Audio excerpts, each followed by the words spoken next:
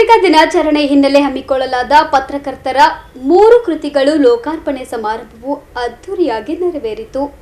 ಕರ್ನಾಟಕ ಕಾರ್ಯನಿರತ ಪತ್ರಕರ್ತರ ಜಿಲ್ಲಾ ಸಮಿತಿ ವತಿಯಿಂದ ಹಮ್ಮಿಕೊಳ್ಳಲಾಗಿದ್ದ ಜಿಲ್ಲಾ ಮಟ್ಟದ ಪತ್ರಿಕಾ ದಿನಾಚರಣೆ ನಿಮಿತ್ತ ಪತ್ರಿಕಾ ಭವನದಲ್ಲಿ ಹಮ್ಮಿಕೊಂಡಿದ್ದ ಸಮಾರಂಭದಲ್ಲಿ ಪತ್ರಕರ್ತ ಮನೋಜ್ ಕುಮಾರ್ ಗುದ್ದಿ ಅನುವಾದಿತ ಗಾಂಧೀಜಿಯ ಹಂತಕ, ಹಿರಿಯ ಪತ್ರಕರ್ತ ಸಂಗಮನಾಥ್ ರೇವತ್ಗಾಂವ್ ವಿರಚಿತ ಕೊರೋನಾ ಕನವರಿಸುವ ವಚನಗಳು ಹಾಗೂ ಮಹಿಪಾಲ್ ರೆಡ್ಡಿ ಮೂನೂರ್ ಬರೆದಿರುವ ಬೆಳಕು ತಾಕಿದ ಬೆಳಕು ಕೃತಿಗಳನ್ನು ಮುಖ್ಯಮಂತ್ರಿಗಳ ಮಾಧ್ಯಮ ಸಲಹೆಗಾರ ಕೆ ಪ್ರಭಾಕರ್ ಅವರು ಲೋಕಾರ್ಪಣೆಗೊಳಿಸಿ ಮಾತನಾಡಿದರು.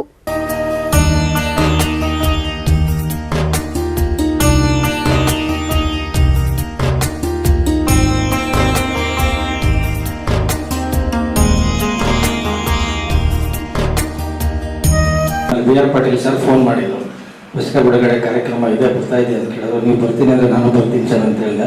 ಆಯ್ತು, ನಾನೆಲ್ಲ ಹೊರಗಡೆ ಹೋಗಬೇಕಿತ್ತು, ಪ್ರೋಗ್ರಾಮ್ ಕ್ಯಾನ್ಸಲ್ ಮಾಡ್ಕೊಂಡು ಇಲ್ಲೇ ಉಳಿತೀನಿ ಅಂತ ಹೇಳಿದ್ರು. ಅದಕ್ಕಾಗಿ ನಾನು ಅವರಿಗೆ ವಿಶೇಷವಾದಂಥ ಕೃತಜ್ಞತೆಗಳನ್ನ 3 ಕೃತಿಗಳನ್ನು ಇನ್ನು ಓದಬೇಕು.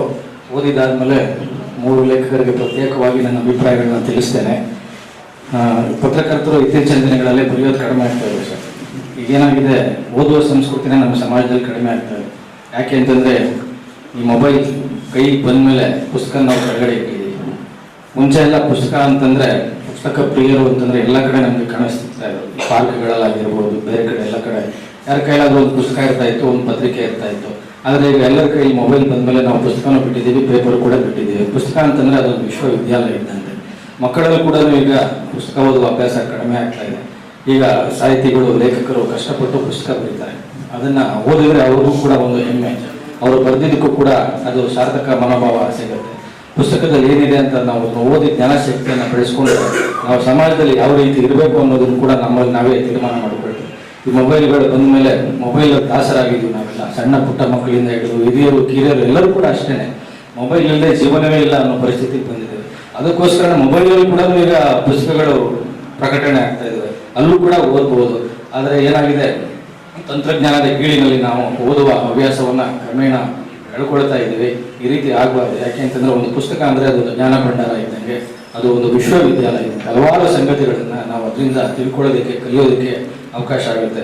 ಎಲ್ಲರ ಮಧ್ಯೆ ಕೂಡ ನಮ್ಮ 3 ಜನ 3 ಕೃತಿಗಳನ್ನು ಇವತ್ತು ಹೊರತಂದಿದ್ದಾರೆ. ಅದನ್ನು ಬಿಡುಗಡೆ ಮಾಡುವಂಥ ಸೌಭಾಗ್ಯವನ್ನು ನನಗೆ ಒಸಗಿಸಿಕೊಟ್ಟಿದ್ದಾರೆ.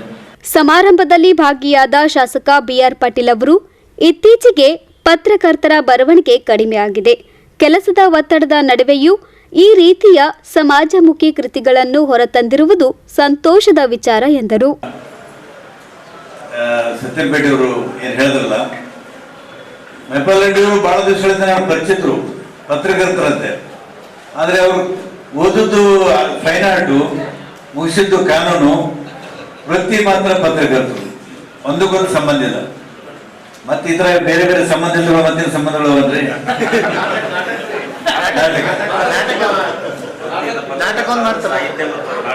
ಹೌದು, ಬಹಳ ಬಹುಮುಖಿ ಪ್ರತಿಭೆಗಳು ಅಂತ ನಮ್ಮ ಮಹಿಪಾಲ್ ರೆಡ್ಡಿ ಅವರು ಅವ್ರ ಪುಸ್ತಕವನ್ನ ಬರೆದದ್ದು ನಮ್ಮ ಸತ್ಯಪೇಟೆಯವರು ಪರಿಚಯ ಮಾಡಿಸಿದಾಗ ನನಗೂ ಬಹಳ ಖುಷಿ ಆಯಿತು.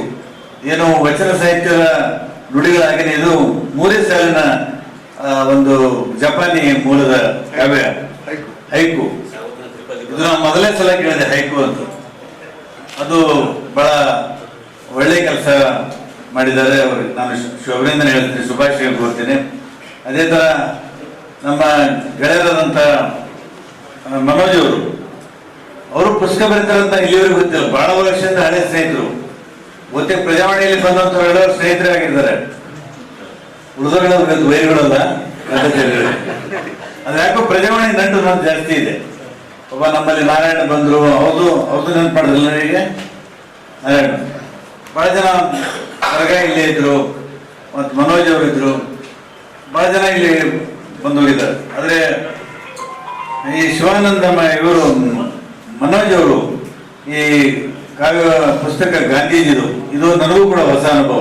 ಹಿರಿಯ ಪತ್ರಕರ್ತ ಡಾಕ್ಟರ್ ಶಿವರಂಜನ್ ಸತ್ಯಂಪೇಟ್ ಅವರು ಕೃತಿಗಳ ಕುರಿತು ಪರಿಚಯ ಮಾಡಿಕೊಟ್ಟರು. ಸಮಾರಂಭದಲ್ಲಿ ಕರ್ನಾಟಕ ಕಾರ್ಯನಿರತ ಪತ್ರಕರ್ತರ ಸಂಘದ ರಾಜ್ಯಾಧ್ಯಕ್ಷರಾದ ಶಿವಾನಂದ್ ತಗಡೂರ್, ಜಿಲ್ಲಾಧ್ಯಕ್ಷರಾದ ಬಾಬುರಾವ್ ಯಡ್ರಾಮಿ, ಹಿರಿಯ ಪತ್ರಕರ್ತ ಎಸ್ಆರ್ ಮಣ್ಣೂರ್ ಸೇರಿದಂತೆ ಅನೇಕರು ಸಮಾರಂಭದಲ್ಲಿ ಉಪಸ್ಥಿತರಿದ್ದರು.